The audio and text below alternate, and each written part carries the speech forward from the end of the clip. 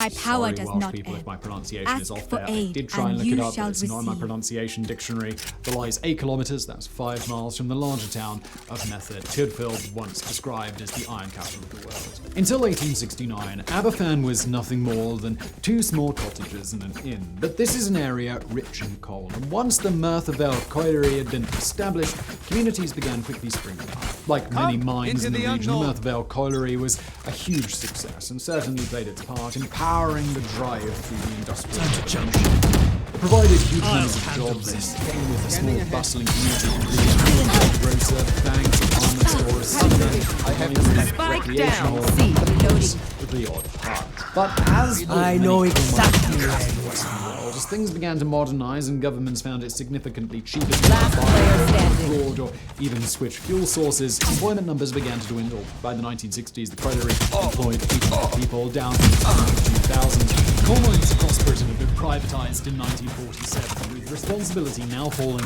to the National Coal Board, heads the until we're home, NCB, yes? a moderately tyrannical organization with a firm grip on local unions and local government.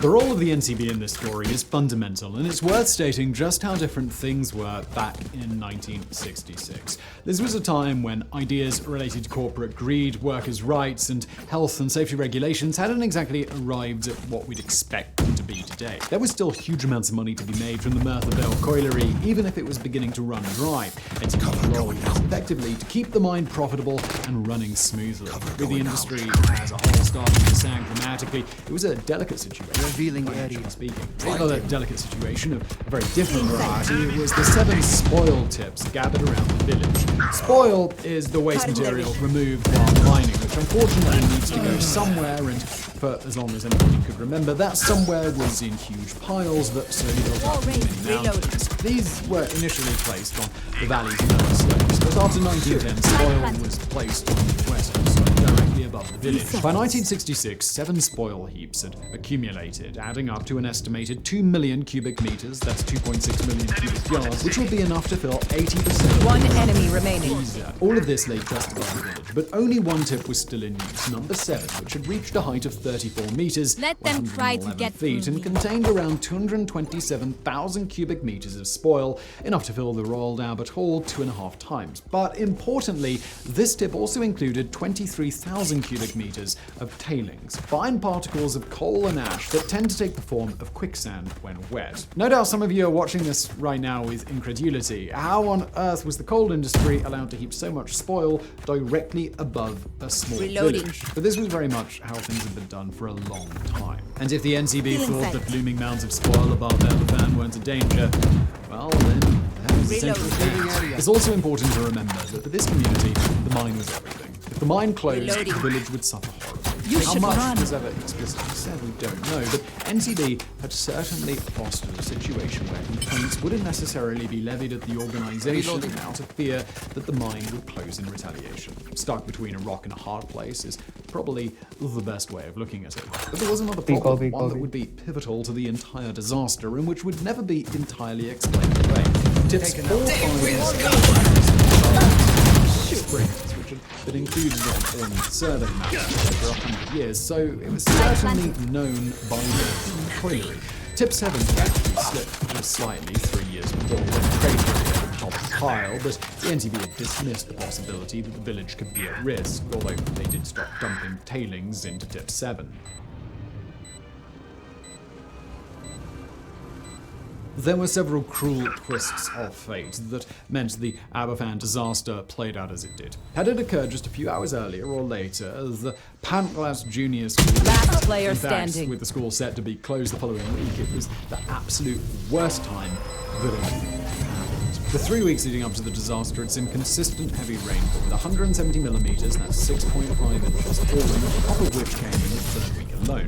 On the night of the 20th of October, a large shift in tip 7 saw it collapse by 2.7 to 3 meters, that's 9 to 10 feet, with some of the rails used to transport the spoils falling into the hole created at the top. When the morning's shift arrived at 7:30 a.m., an assessment of tip 7 was carried out and deemed safe, although it was decided that a new tipping location would need to be found shortly. With that settled, those working on the heaps went about their business. At 9:15 a.m., the grounds began to move. Those who witnessed it have described it as a black avalanche as the spoil first collapsed in on itself and then shot out from the bottom in waves, traveling at 18 to 34 kilometers an hour or 11 to 21 miles per hour, with each crest reaching 6 to 9 meters, that's 20 to 30 feet in height. There was no time to raise the alarm, and even if there had been, somebody had stolen the cable for the telephones up on the mounds. Those down in the village on the western side around the Moy Road area had little hope as the black tsunami barreled downhill, picking up terrifying speed as it went. The first wave crashed into cottages on the outskirts of the village, killing those inside instantly before cascading into Aberfan itself, ripping apart 2 water mains which the rows of terraced houses on Moy Road were obliterated by the powerful spoil surge, which then slammed into the school. 200 children were present inside. Reload. Then You are divided! Enemy spotted A. eyewitnesses in the vicinity described the eerie silence. Deploying drone. Before the sirens exploded and the quotary alarm began, horrifying stillness hung in the air. One enemy remaining. One person described it as if nature had realized that a tremendous mistake had been made. Last player standing. Within minutes, local residents began arriving at the school and were confronted with a scene of utter horror. The spoil had filled 4 classrooms, burying those that had been at their tables just moments earlier. And in another tragic twist, tailings that had been in tip 7 began mixing with water to create a cement-like concoction. Those first on the scene began digging frantically with household tools, and at exactly 9:25 a.m., the first phone call arrived at the police station.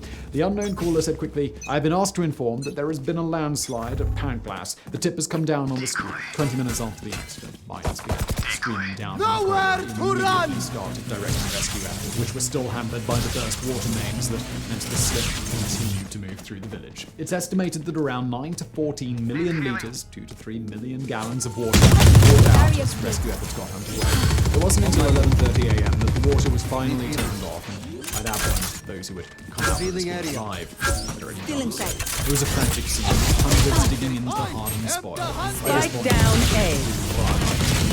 The army civil defense and surrounding. Our spike The carriers whistle dead. would blow. Last player Desperately standing. searching would pause for a few seconds, hoping with fading desperation Why you rush that that sounds match? could still be What the heard from fuck? within the school. We're not inside Gradually, you. Why survivors you- were dragged Man. clear of the school wreckage, with the first That's to fine. arrive at St. Tidfil's Hospital in Merthyr Tydfil at 9:50 a.m., followed by a further 22 children and 5 adults, while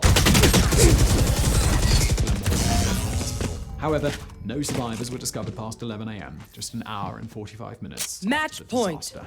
I don't care if there are 5 of them or 50 of them. Let's go. The deceased were taken to Rest the nearby slowly, don't- Bethania don't- Chapel, don't- just a couple of don't- hundred don't meters rest too away, much. which operated until the 4th of November. Thank you. 2 doctors examined the bodies of those brought in to determine the cause of death and to issue death certificates. Most had died of asphyxiation, fractured skulls, or multiple crash injuries, and it would take many painful days until the majority had been identified. In the coming days, volunteers from around Britain poured into Aberfan to assist the stricken community. Some, no doubt with the best of intentions, simply got in the way of the experience. Jets grounded. Perhaps most notably the 400 volunteer embalmers who cleaned the dead bodies ready for burial. One such group had come from Northern Ireland and had removed all of the seats from their plane to accommodate as many child-sized coffins as possible. By the morning of the following day, 111 bodies had been retrieved, roughly half of which had been identified. Funerals spotted began C. immediately, with 5 Shot held on down. the Your 22nd. duty is not over. Mass funeral for 81 children and War raised. 27th of October. Shot down. By an estimated 10,000 people, where the coffins were all laid together in a pair of 24-meter trenches. Dignitaries Last player standing. with Prime Minister Spike down B. and Chairman of the NCB. Defenders Lord Rawlings win. appearing to pay their respects. But one face that didn't appear for 8 days